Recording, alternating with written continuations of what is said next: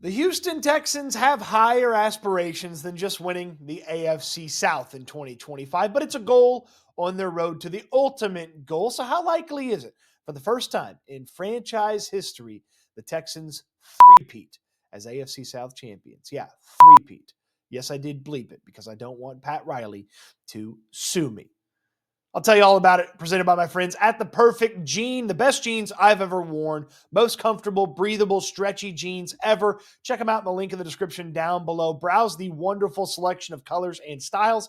Get 15% off and free shipping when you use my link in the description down below. So the AFC South has been ruled by the Houston Texans for the past 2 seasons, and they look to be the champions again in 2025. It's not a formality. That's why you play the games, but they're certainly the favorite when it comes to the 2025 season in the AFC South. So, how could one of these teams knock the Texans off? Well, each team, something that I don't love about the matchup for the Texans and something that I do love about the matchup for the Texans. Let's start with the team that just a couple of years ago was the AFC South champions, the Jacksonville Jaguars. Trevor Lawrence, Liam Cohen, Travis Hunter on offense, Travis Hunter on defense. There's plenty of things to like if you're the Jacksonville Jaguars, but they've got to put it all together. Here's what I don't love about the matchup for the Texans is there's a large amount of unknown associated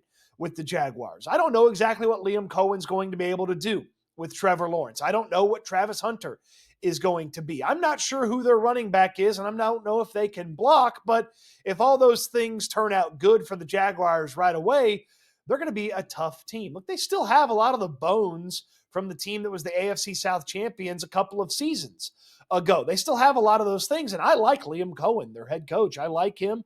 I believe that he could be a game changer and a difference maker with the headset, something that the Jaguars haven't often had in their head coaching position. And so with the unknown of Liam Cohen being something that the Texans have to account for, well, it's tough to account for that. So you just got to go in there and try to impose your will on that team. Oh, by the way, it's pretty good talent over there on offense. I know the O-line's a little shaky, but Brian Thomas Jr. is one of the best wide receivers in all of football. They've got options at running back. And look, Trevor Lawrence, he misses more throws than you would want him to miss, but maybe finally this offensive-minded head coach is the one for him. So that's what you'd worry about with the Jaguars. The matchup that I love for the Texans when they take on the Jacksonville Jaguars, man, their strength plays right into the Texans' strength. Look, that defense for the Houston Texans, as Landry calls it all the time, it's a superpower, okay? When they are on, it's going to be tough to score. And the best part about the Jacksonville Jaguars is that dynamic wide receiver duo. I loved Travis Hunter, the wide receiver. He was clearly the best wide receiver in this year's draft to me. And they're going to play him a lot on offense to go along with Brian Thomas Jr., who's already one of the best young receivers and one of the best receivers, just doesn't matter the age, in the NFL.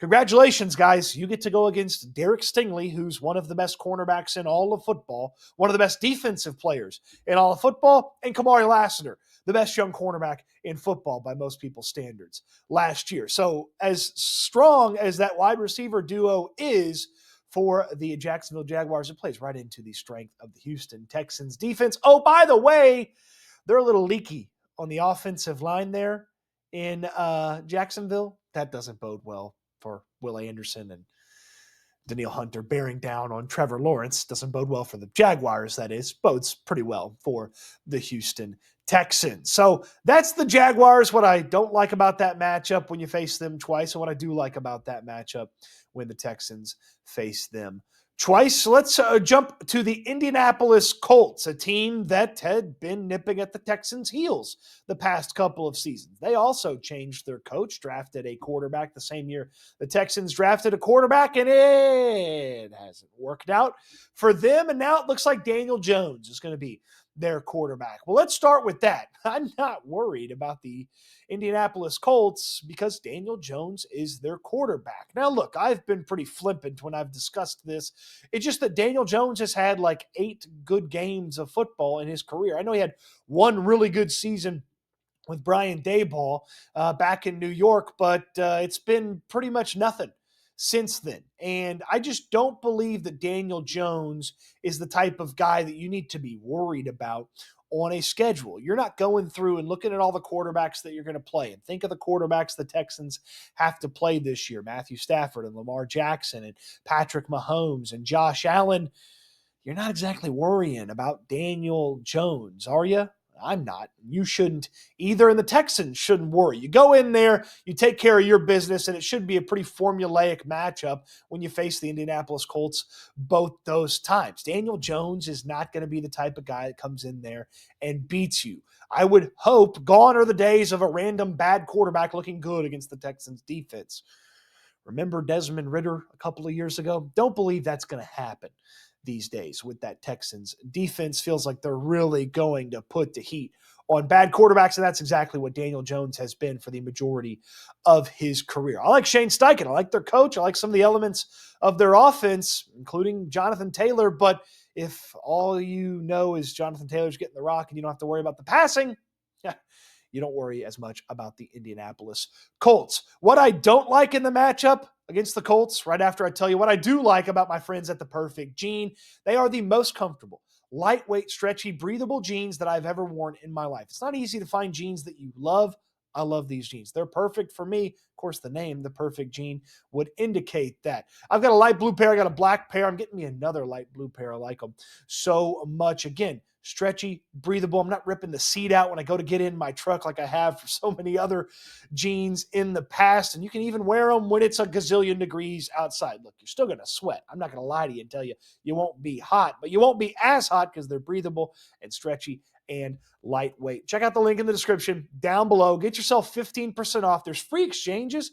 Grab a few things, and if you don't like it, exchange it for something else. Tons of different styles and colors, my friends at the Perfect Jean. Check them out. The link in the description down below. 15% off and free shipping headed your way. Matchup I don't love for the Texans against the Indianapolis Colts. They have a defensive line that could take over a game and really kind of jam the Texans up if this Texans offensive line struggles this year. I mean, you think about DeForest Buckner, and man, he is an absolute monster on the interior. And I know he's a little bit older, and I know some of those amazing years are a little bit further behind him, but DeForest Buckner is the type of player that could take over a game and help the Colts stay in a close one. Then Jonathan Taylor helps them get over the hump, or it could just ruin what the Texans are doing on offense that day. And I like a lot of their other players on defense too. The rookie defensive end out of Ohio State's a nice player. Latu is a player that's going to probably need some growth, and he probably got a little welcome to the NFL moment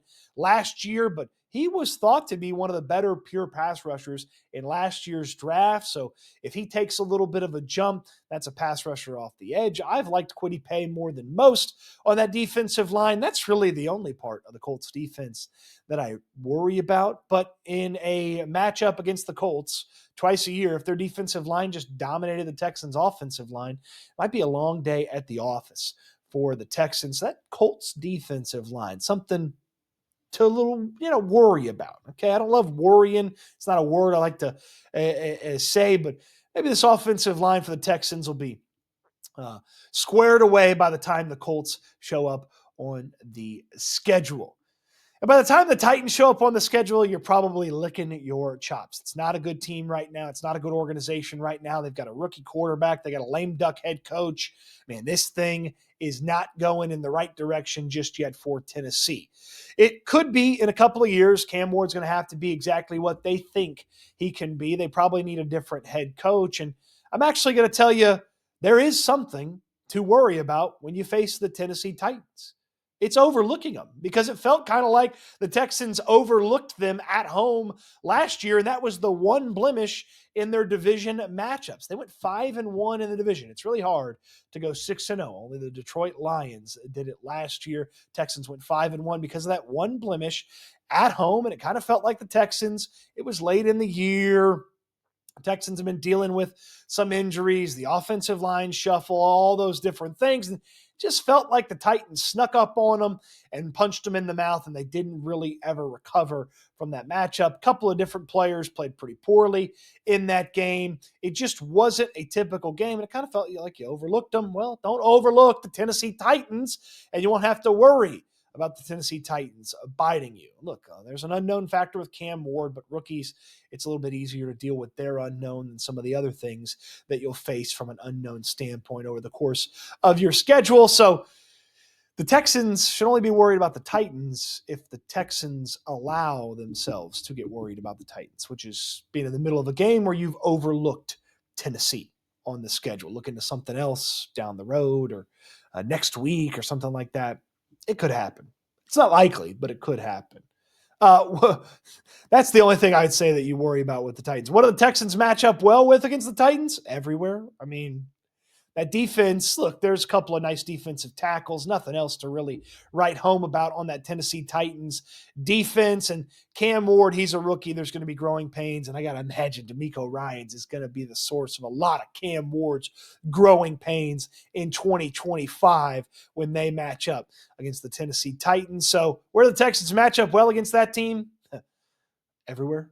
Okay. So the Titans, no worry about them sneaking up on you in the division. If I had to pick a team out of these three to challenge the Texans for the AFC South crown, it would be the Jacksonville Jaguars. Still a lot of the bones from a team that won a couple of years ago, a few seasons ago, excuse me.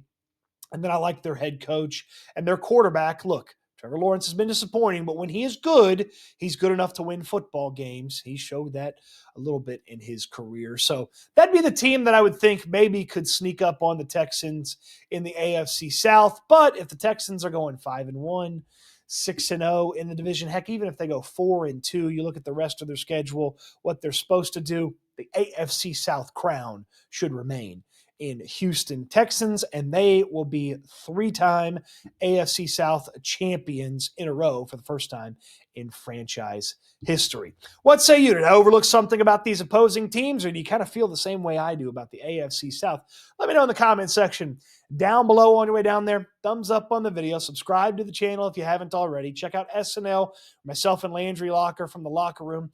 Bring you live shows each and every weekday at 4 p.m. And, of course, don't forget to visit with my friends at The Perfect Gene. You're going to want to buy these jeans from The Perfect Gene. Breathable, lightweight, stretchy, comfortable. My goodness, are they comfortable. 15% off and free shipping headed your way.